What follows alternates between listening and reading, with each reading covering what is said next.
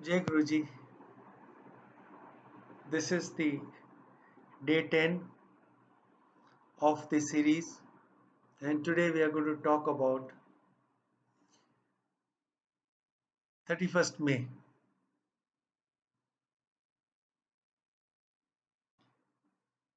It was a normal day. I had a golf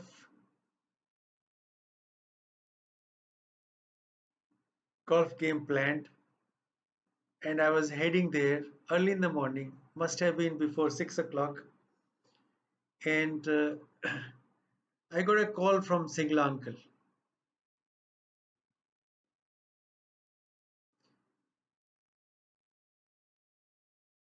He said, Commander,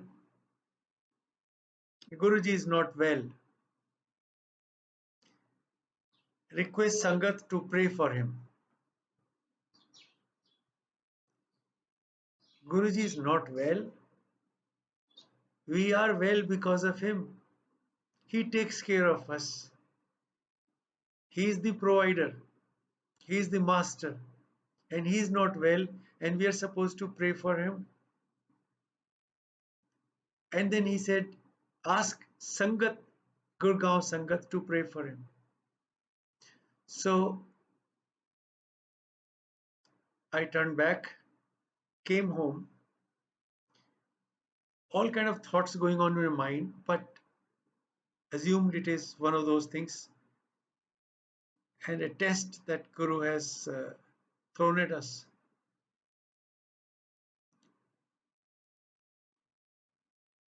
I sent a message to Sangat. There were not many, and WhatsApp was not there, so it was on normal SMS. Sangat was informed, and everyone, without fail, quietly sat in a corner, and we started our month's job. It continued for maybe half an hour, maybe 45 minutes, but not more than that. Then I got a call to say, Commander, there's no need to continue this job anymore. And my feeling was maybe the test is over, and Maharaj doesn't want us to do prayers anymore. And I sent the message to Sangat, effectively saying, all is well, please stop praying.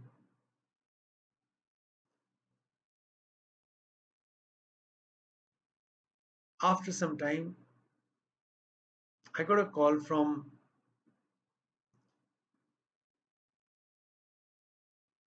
Bhatia uncle, Neeraj Bhatia uncle, a close friend of mine, and he tells me, Uncle, Guruji is gone.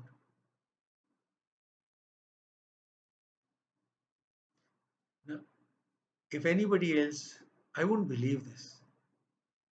This was not happening. Gone means what? And then he said he's no more. Precisely the word he used. I was standing next to the kitchen, and my auntie was doing some work, and I turned to her and repeated the words. And I remember she rushing to me, giving me a tight hug, and the only thing she said was, now what will happen to us? And I said, I have no idea.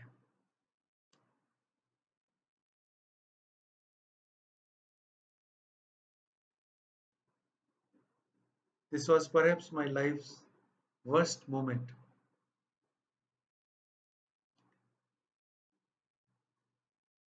That moment, everything was lost. We had no clue, just not us. And then I got a follow-up message that Maharaj is in AIMS, All India Institute of Medical Sciences. And I'm sure this message went to everybody else because I rushed there, and My memory is of Colonel Joshi uncle sitting outside on the side and crying. So there was no need to ask anybody. All one could do was come to terms with this. And then everybody else showed up.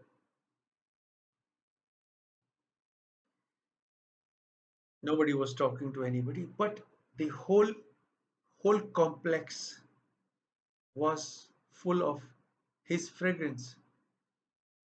Not just the room, not just the corridor. The whole institute was full of his fragrance. So there was always this hope that this is one of those things that Maharaj has done,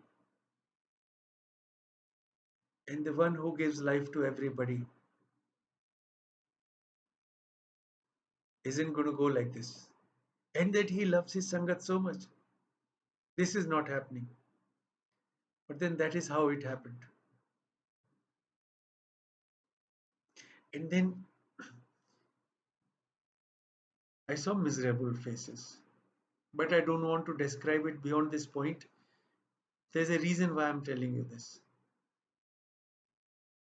I remembered the last Saturday I was with Maharaj in Empire State.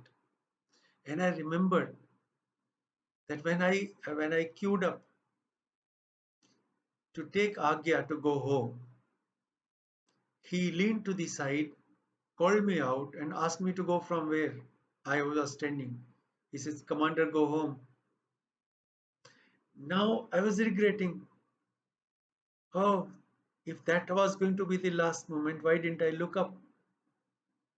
This habit of keeping eyes low, not looking at Maharaj, not not bowing my head, not putting them on his feet, and that kind of started to haunt me. Why, Maharaj? Why? Why was I not allowed? And then, and I tried to console myself. At least he called you out, Commander. But this was no compensation for the void that was going to exist from then onwards. We were empty. Life was gone. There wasn't nothing left in life.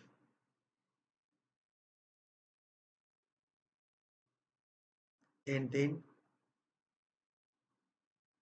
memories started flooding in.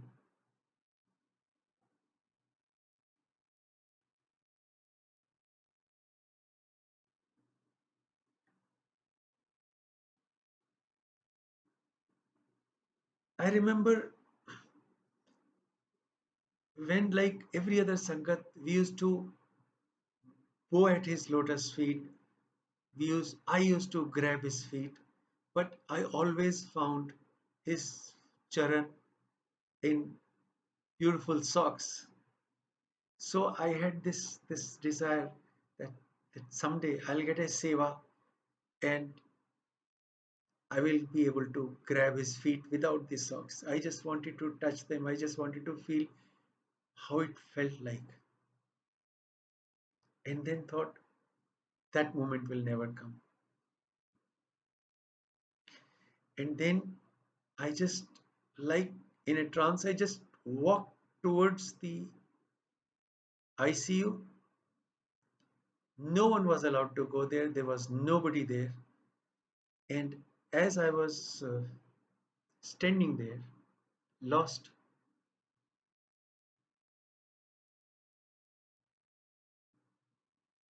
Neeraj Bhatia uncle came out of ICU and said, Commander, do you want to see Guruji one last time? And I said, yes.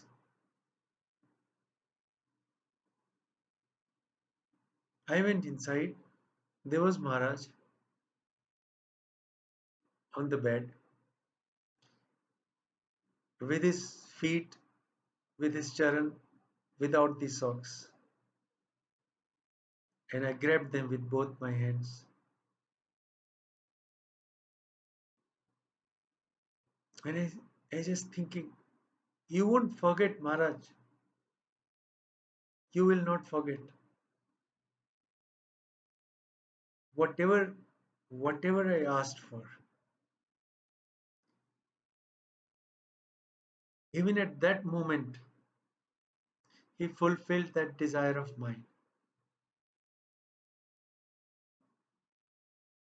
That was the last interaction physically that I remember. I held both his feet, put my head there, and kept it that way for as long as I could because there was nobody at that place. And then turned back. Preceding this, I used to hear from Sangat that Guruji is going. Where he is going, nobody knew. So I thought last time Guruji went to Punjab, so perhaps he wants to go back there because he used to be very happy when in Punjab. Sangat told us Guruji in Punjab was at his happiest and the most relaxed. That was not the case in Delhi. So I came home one day and I said, appears Guruji is going to Punjab. So we can't see him every Saturday, but at least once a month we will go there. And she said, fine. So we were preparing ourselves for Guruji going to Punjab, not just going. And I remember there was this couple who came to Guruji towards the very end in May, and Guruji asked them if they were there for the very first time. And they said, yes. And Guruji said, you are late. I'm going now. And Sangat, who were around, they perhaps questioned him, uh, where are you going? And he generally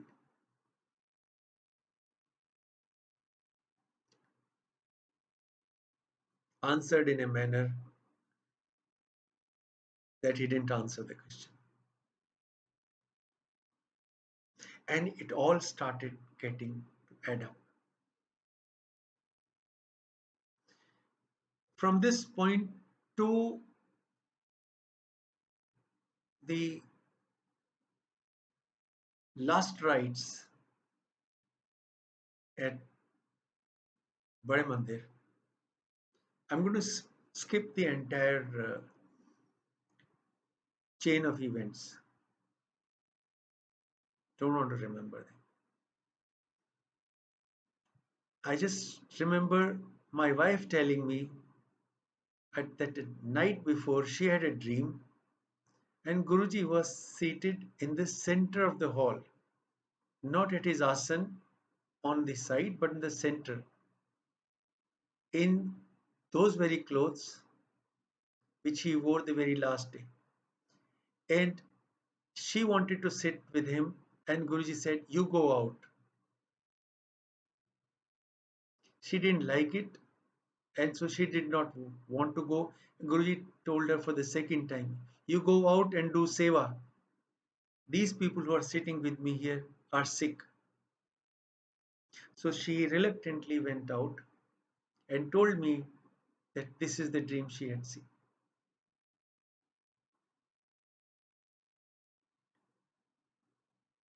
Maharaj had gone without warning, without telling us,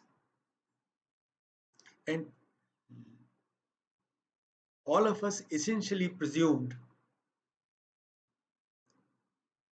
that this is the end of our association. But what slowly started changing this perception was the intensity of his fragrance the like we never ever experienced. That mandir, the outside, the lawns, even the surrounding were, were full of his fragrance, as if someone has sprayed perfume in that place. Every every blow of wind, and every time we talked about him, every time. That doesn't happen these days as much. But those days, every time we talked about him, we got that fragrance. Cannot forget it. I remember my auntie meeting Paul auntie, and Paul auntie grabbed her, gave her a hug, and cried and said, Guruji is gone. Now, what about us? We were like young little kids whose mother suddenly left, and we don't know how to even survive. And that night,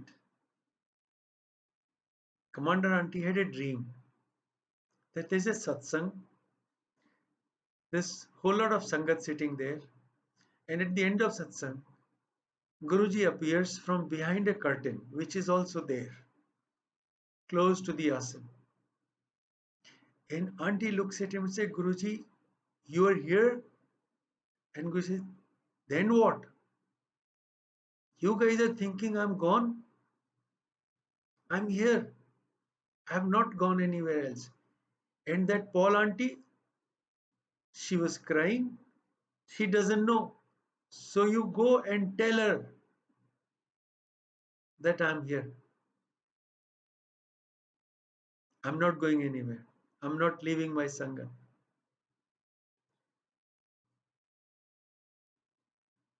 Auntie met at a much later time, and Commander Auntie rushed to her, grabbed hold of her, and told her. And slowly, slowly, all of us realized that Maharaj has not left us. He just doesn't look and feel the way he used to look and feel that time. But his aura, his intensity, his presence, everything about him multiplied manyfold.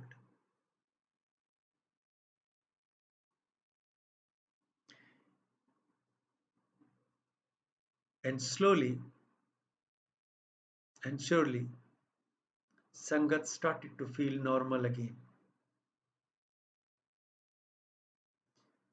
He started appearing in dreams more, he started to get his fragrance more, and the Sangat which joined later started getting blessed at a speed and a rate which was phenomenal, to a point where we started wondering, Guruji, we are old Sangat. We never had that kind of experience. I mean, where are these people? They're so special to you now. We don't get this.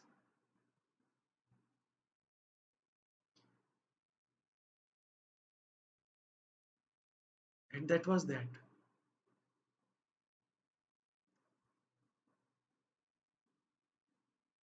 When then there were two types of Sangat.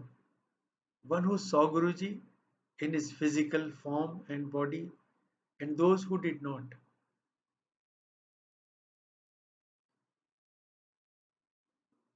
And I started hearing this very often. You're so lucky. You saw Guruji in his physical form. So I heard it once, heard it twice, heard it a few times. And one day I said, it is your call to decide who is luckier. One who never met him and so never lost him. And those who met him got addicted to his presence, loved him like their father and mother, and then lost him.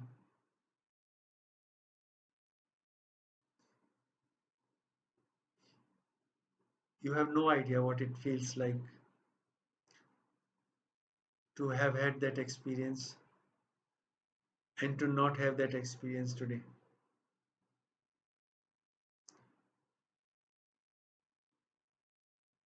That void never got filled.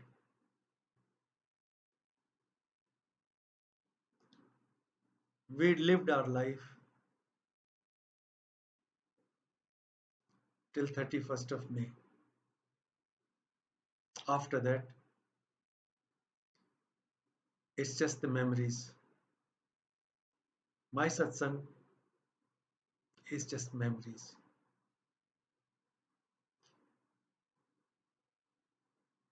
And because the way Guruji connected us with Sangat, and to some of us gave this seva of sharing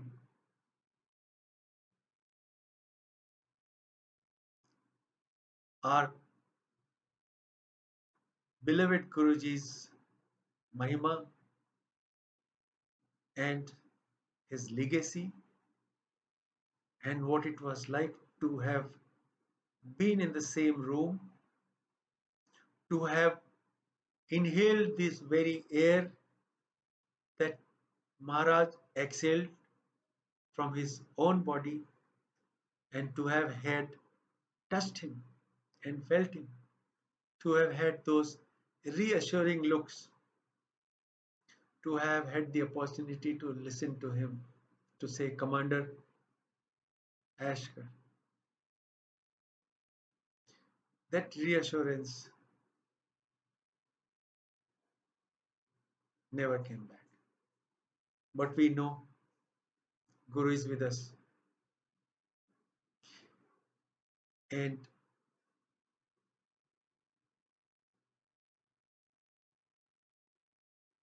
there's just one more thing I wanted to say. And it is that Guru planned it well in advance. Around 2005, one day when I took his Agya, Maharaj told me, Commander, give your experience, write down your satsang on a piece of paper and give it to uncle. I remember he told me to give it to Jethra uncle's elder son.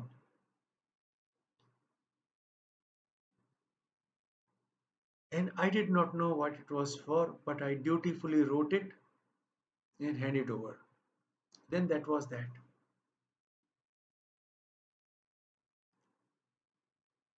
Very soon we realized that there is Guruji's Granth being compiled. So felt very excited that Guruji's Granth will be compiled and Commander Uncle will be in it. That's a huge blessing. But we never saw that Granth while he was there in his physical body. The other thing he did was, I remember around the same time, Colonel Joshi uncle announcing that Guruji wants to bless more and more Sangat. So we should get more Sangat to connect with Guruji. And therefore we should do satsang and we should bring them to Maharaj so that he can bless them because he wants to bless as many as he can. Till that point, we were not very inclined to do that. And one of the reasons was very selfish. The place was getting crowded in any case. And why would we want to get more Sangat there and see less and less of Maharaj? Because already old Sangat, as we were called at that time, we were being asked to sit on the first floor while the new Sangat sits on ground floor.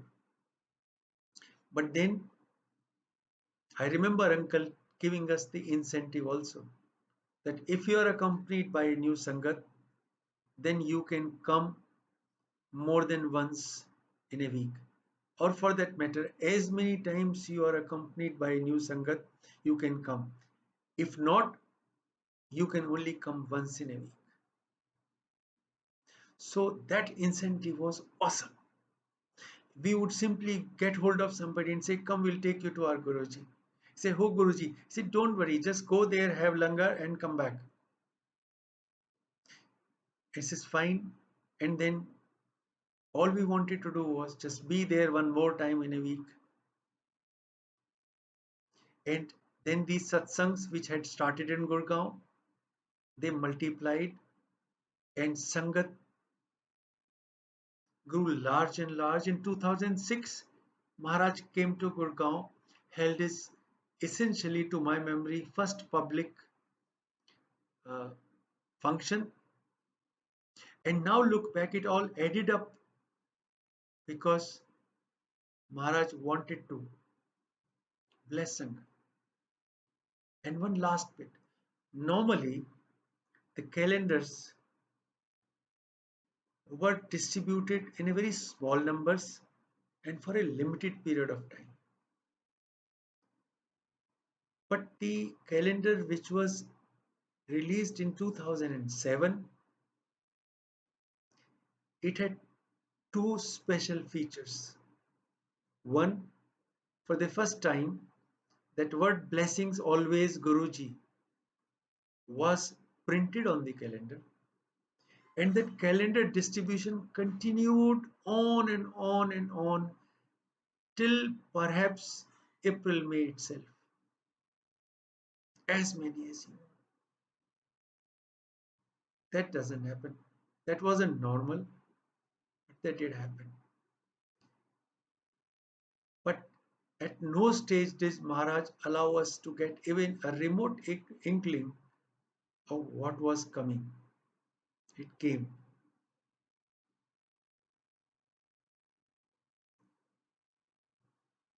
And as they say, rest is history. Here we are.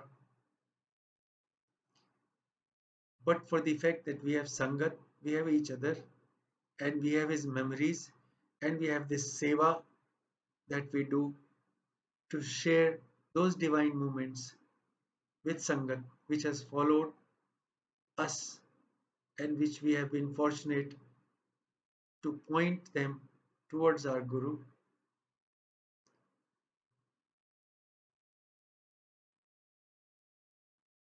We wouldn't be here.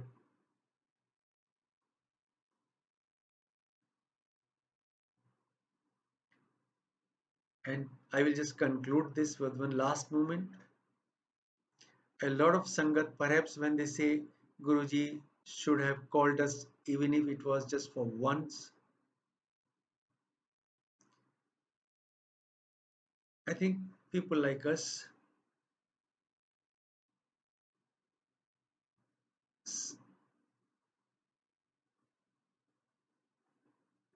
we used to say that uh, we wouldn't survive without Guruji, but we did.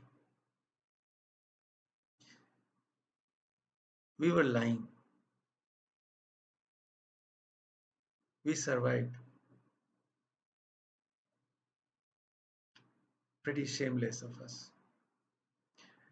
But some of the Sangat which is connected to Guru now, I look at them and I feel they would not have survived. And so in a way it is good. He did some of you a huge favor by not connecting you to him at that time because you couldn't have taken it. It required very thick-skinned kind of people like me. But this is 31st of May and Guru is here. His legacy is here. His aura is here. His blessings are here. They haven't gone. Guru did not hold our hand to let go. And once we realized that, the pain slowly eased off. It took a long time, but it eased off. And every time we were blessed, every time we felt that Guru has blessed us, and between me and my auntie, either of us asking the other that whether you ever thought when we were with our Guru or we were not with him before we came to his Sharan, would we see this kind of day, this quality of life, this amount of happiness in our lives? And the answer has been no. We would be nothing. Without Guruji, there is nothing left in this life. He is the one who keeps us going. And every single time we hold that discussion, no matter whether at the airport, when we look at our children abroad doing what they love to,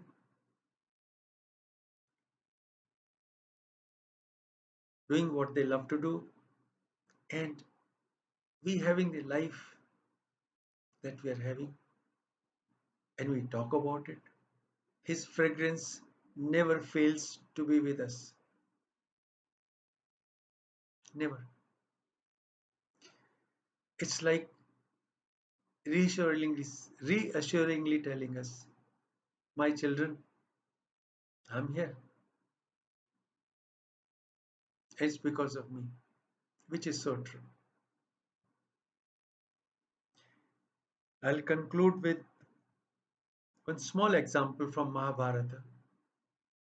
When the war was over and Krishna, who was driving the chariot of Arjun, wanted Arjun to get off the chariot before he did.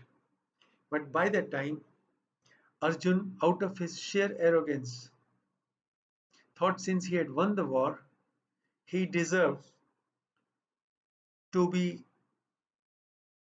held by his chariot driver by the hand and helped dismount it.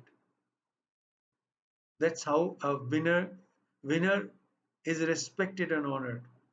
So he told Krishna the same thing. But Krishna said, Arjun, for future, yes, but today you get off first, which he did. And then Krishna alighted the chariot. As soon as he alighted the chariot went up in flame and it was gutted, reduced to ashes on the instant. It was then that Krishna told Arjun, this chariot that you were sitting in has been reduced to ashes long time back. The kind of weapons that have been used on it, it was done and dusted long time back, my dear. But as long as I was sitting on it, it was still held together. And if I had alighted before you did, you would have gone with the chariot. This is about us. The chariot is the body we carry. Chariot is the life we have. As long as Guru is sitting on the chariot,